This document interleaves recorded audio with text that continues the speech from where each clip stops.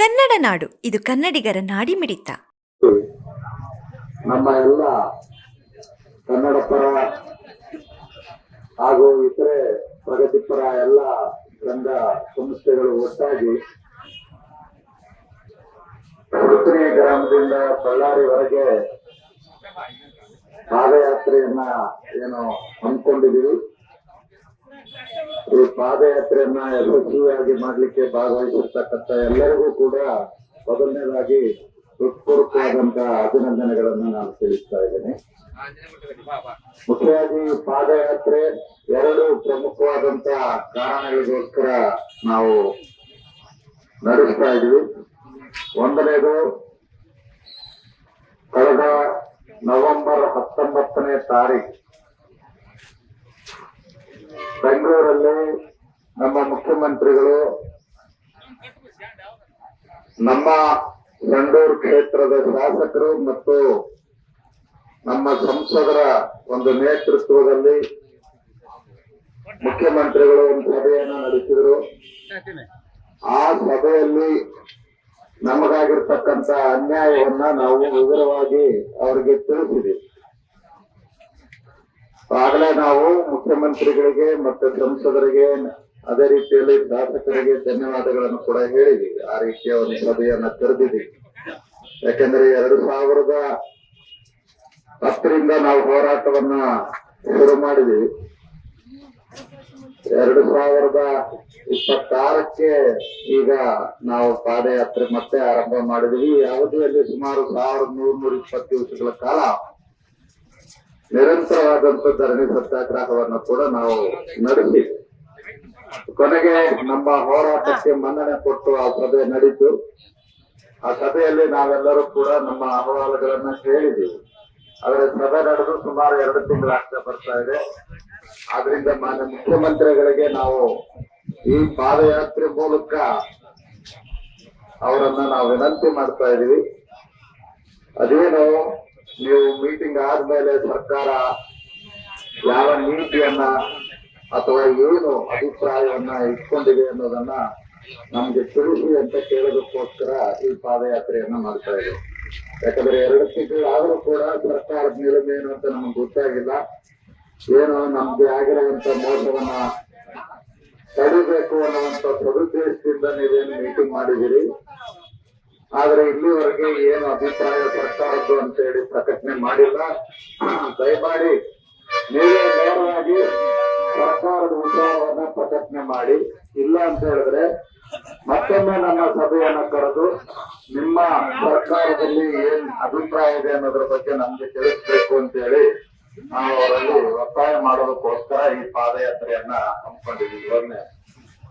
ಎರಡನೇದು ಕಾರಣ ಏನಂತ ಹೇಳಿದ್ರೆ, ಒಂದು ಕಡೆಗೆ ಮುಖ್ಯಮಂತ್ರಿಗಳು ಮೀಟಿಂಗ್ ಕರೆದು ನಮ್ಮ ಜೊತೆಯಲ್ಲಿ ಮಾತುಕತೆ ಮಾಡ್ತಾ ಇರುವಾಗಲೇ ಇನ್ನೊಂದು ಕಡೆಗೆ ಕೆಐಡಿಸಿಯವರು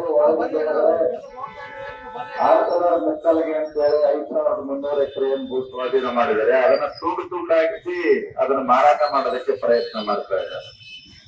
ಈ ಕೆಐಡಿಬಿಯ ದೌರ್ಜನ್ಯ ಜಾಸ್ತಿ ಆಗ್ತಾ ಇದೆ.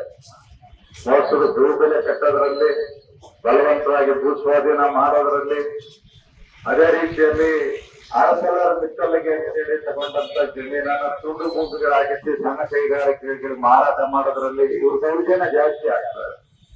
ಆದ್ರಿಂದ ನಾವು ಮುಖ್ಯಮಂತ್ರಿಗಳಿಗೆ ಒತ್ತಾಯ ಮಾಡ್ತಾ ಇದೀವಿ. ಇದು ಒಂದು ಕಡೆ ನಮ್ ಜೊತೆಯಲ್ಲಿ ಮಾತುಕತೆ ಮಾಡ್ತಾ ಇದೀವಿ. ಇನ್ನೊಂದು ಕಡೆ ಈ ಕೆಐಡಿಬಿ ಅಂತಕ್ಕಂಥದ್ದು ಉದ್ದಟತನ ಮಾಡ್ತಾ ಇದೆ.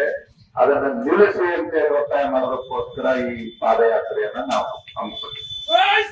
ಹಾಗಾಗಿ ಒಂದನೇದು, ನಮ್ಗೆ ಸರ್ಕಾರ ಏನ್ ಅಭಿಪ್ರಾಯ ಪಟ್ಟಿದೆ ಅನ್ನೋದು ಪ್ರಕಟಣೆ ಮಾಡ್ಬೇಕು.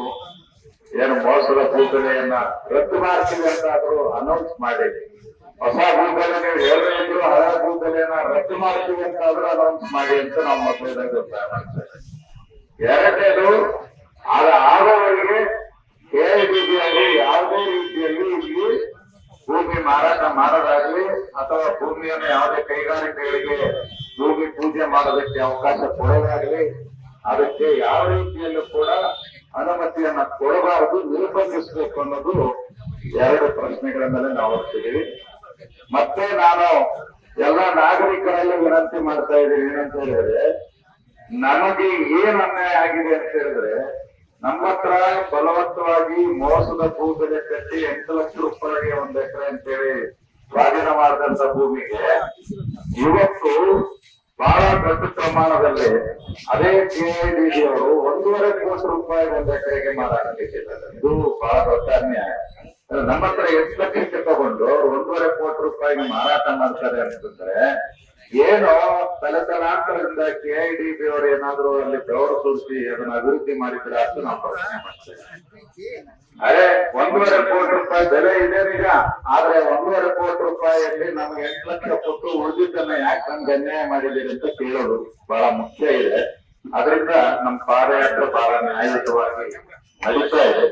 ನಾನು ಮತ್ತೊಮ್ಮೆ ಪಾದಯಾತ್ರೆಯಲ್ಲಿ ಭಾಗವಹಿಸಿದವರಿಗೆ ಧನ್ಯವಾದಗಳನ್ನ ಹೇಳ್ತಾ ಇದ್ದೀನಿ. ಮತ್ತೆ ಜೊತೆಯಲ್ಲಿ ಯಾರು ಪಾದಯಾತ್ರೆಯಲ್ಲಿ ಭಾಗವಹಿಸಕ್ಕಾಗಿಲ್ಲ, ಈಗ ನೀವು ಬೆಂಗಳೂರಿಗೆ ಅಲ್ಲ ಬಳ್ಳಾರಿಗೆ ಡಿಸಿ ಕಚೇರಿ ಹತ್ರ ಬಂದು ಸೇರ್ಕೋಬೇಕು ಅಂತ ಹೇಳಿ ವಿನಂತಿ ಮಾಡ್ತಾ ಇದ್ದಾರೆ. ಅದೇ ಆಗ್ಬೋದಲ್ಲ, ಹೊರಡೋಣ. ಇವು ಸಂತ್ರಸ್ತರ ಹೋರಾಟಕ್ಕೆ